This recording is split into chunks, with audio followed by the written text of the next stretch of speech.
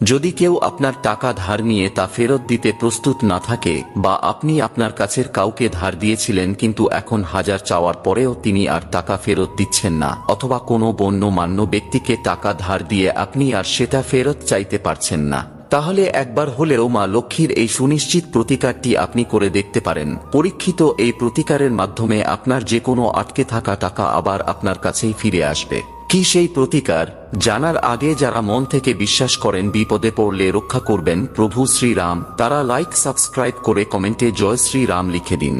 যে কোনো অমাবস্যা অথবা পূর্ণিমার রাতে 11টি লবঙ্গ এবং কয়েকটি কর্পূর জ্বালিয়ে মা লক্ষ্মীর আরাধনা করুন। আরাধনা শেষ হলে মাকে একটি লাল গোলাপ ও 2টি লবঙ্গ নিবেদন করুন। শুধু মাথায় রাখবেন, যখনই এই পূজা করবেন তখন নিজে শুদ্ধ থাকবেন এবং মনকে শান্ত রাখবেন।